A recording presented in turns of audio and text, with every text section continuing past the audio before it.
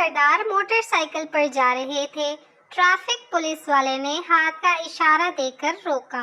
ادھر سردار نے بھی ہاتھ دکھا کر کہا, نا باؤ جی اسی پہلے ہی دن نا. سنڈے کا دن بھی چپس کے پیکٹ کی طرح ہوتا ہے, کھلتے ہی آدھا ختم.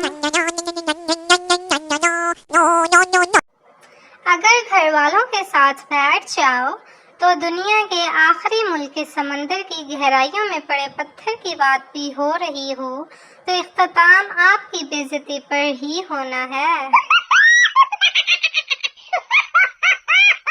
ایک آدمی کے سر پر بال کہیں کہیں تھے.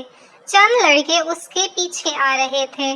ان میں سے ایک بولا, ان صاحب نے تو سر پر گھاس اگا رکھی ہے.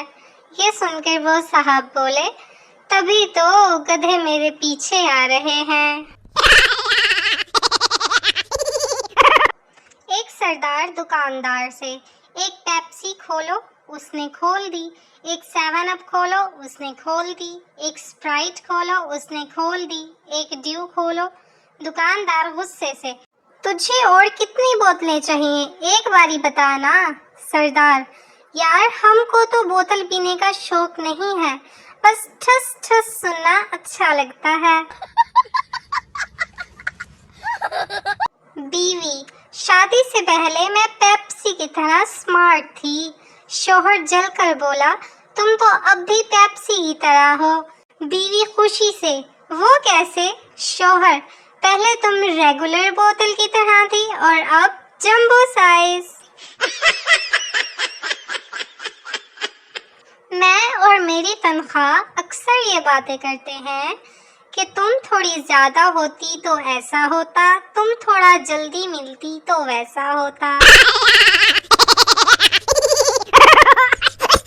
لڑکی, یہ ٹی وی کتنے کا ہے؟ دکاندار, 20,000 کا. لڑکی, اتنا مہنگا, اس میں کیا خوبی ہے؟ دکاندار, اس کی یہ خوبی ہے کہ لائٹ جاتے ہی یہ آٹومیٹک آف ہو جاتا ہے. لڑکی, او واہ, پیک کر دیں. پپو جنگل میں جا رہا تھا.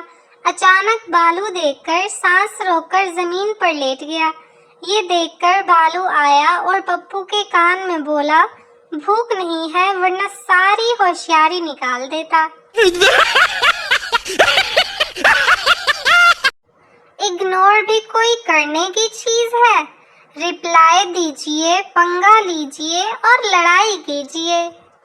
ارے دیوا, یہ گڑبڑ ہے بابا. سگریٹ تو کچھ نہ بگاڑ سکی میرا, مگر نوشی نے جینا حرام کر رکھا ہے.